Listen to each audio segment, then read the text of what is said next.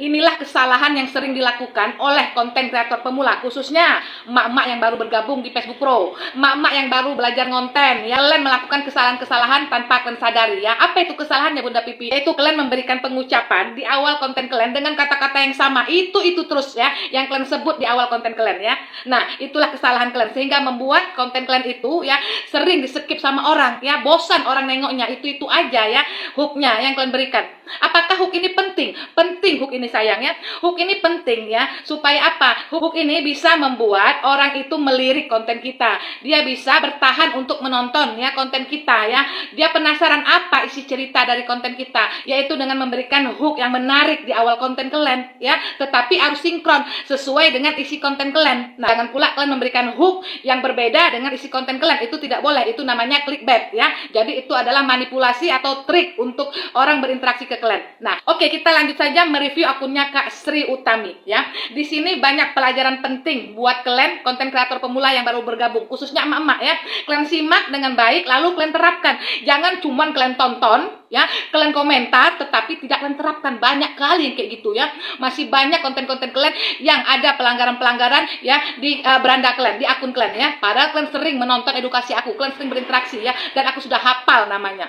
Kak Sri, sebagai konten kreator pemula, kita itu ya harus membuat ya konten yang berkualitas, konten yang bagus, konten yang menarik ya. Kita harus bisa membedakan antara konten dan postingan ya. Sudah berapa kali ku bilang ya, konten itu beda, postingan itu beda.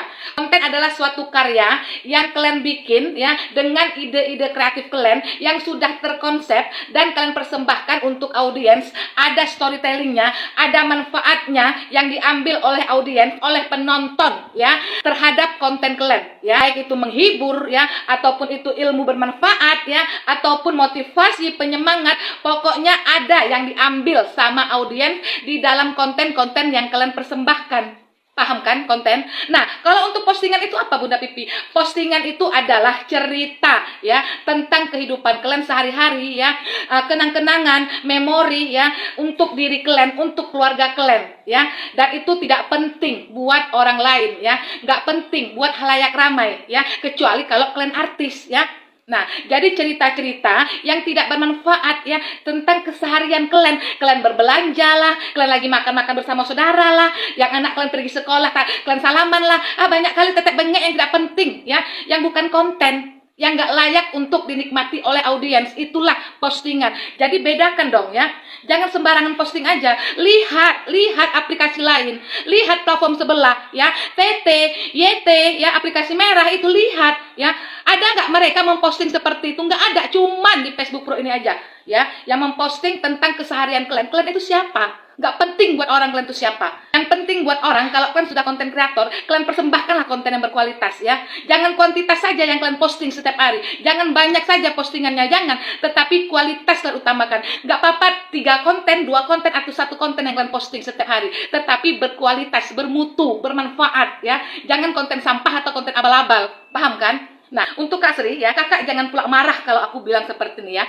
Nah, inilah contoh beberapa konten yang tidak akan berkembang akunnya ya. Memang kontennya sehat ya, kontennya tidak ada pelanggaran, kontennya adalah audio asli, konten sendiri, orisinal, yang kita bikin sendiri, yang kita rekam sendiri, pakai suara kita sendiri. Dan itu pasti mendapatkan monetisasi MK ya kalau konsisten. Tetapi tidak akan berkembang ya akun kalian ya, tayangan kalian, dan kalian akan susah untuk gajian walaupun kalian sudah mendapatkan monet MK ya. Dengan konten-konten seperti ini ya, kalian tidak akan bisa berpenghasilan ya.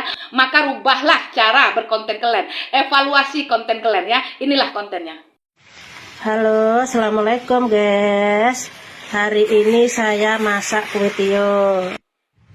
Halo, assalamualaikum. Halo guys, hari ini saya mau buat kue tio goreng. Halo guys.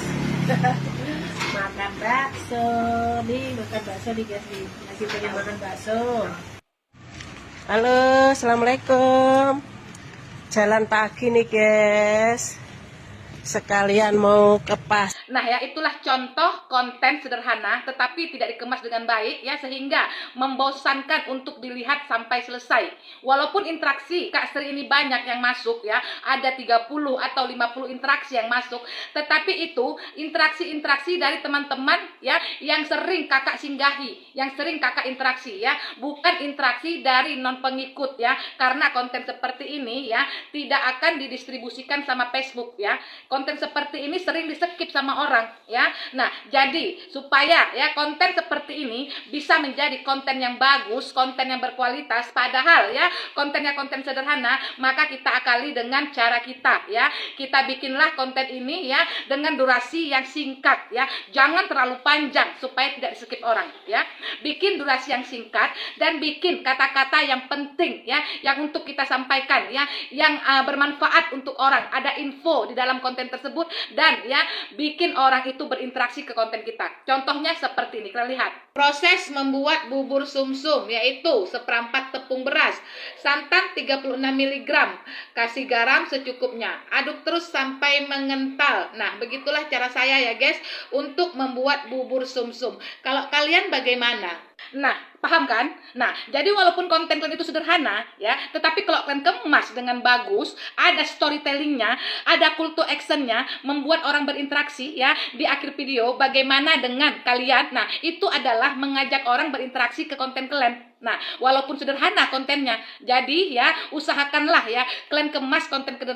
Jadi cobalah kalian belajar untuk mengemas konten sederhana kalian itu menjadi konten yang berkualitas ya, sehingga tidak di-skip sama orang ya. Ingat, untuk reels pemula jangan terlalu panjang, jangan bertele-tele ya, takutnya di-skip orang ya. Jadi akalilah durasinya itu pendek ya, tidak terlalu panjang, tapi kata-katanya itu nyampe ya, bermanfaat untuk orang lain, ada infonya ya di dalam kata-kata yang kalian sampaikan. Ada beberapa kesalahan yang kakak lakukan. Kakak banyak kali memposting foto dijadikan reel tanpa ada musik juga ya, tanpa ada caption juga ya, foto diam tanpa gerak begitu saja ya. Sedangkan foto sudah ada tempatnya, udah aku bilang berapa kali. Kakak paham nggak kak? Foto itu di postingan foto di beranda yang apa Anda pikirkan, jangan di reel sayang.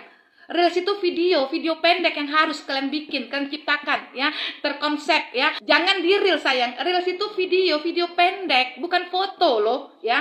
Jadi banyak kali pula foto-foto kakak seperti ini ya kakak ya, kakak hapus ya. Dan untuk konten masak, buat kalian emak-emak kalau ingin membuat konten masak ya, apabila kalian menggunakan benda tajam seperti ini, maka di bawah konten kalian itu bikinlah hashtag memasak atau kuliner, sehingga Facebook melihat ya konten kalian ini adalah konten edukatif, bukan konten berbahaya karena ada benda tajam. Oke Kak Sri, itu saja evaluasi konten kakak ya.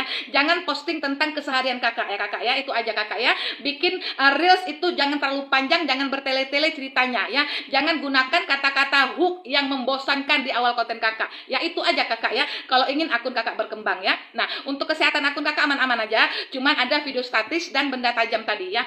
Salam sukses, monet satu tujuan.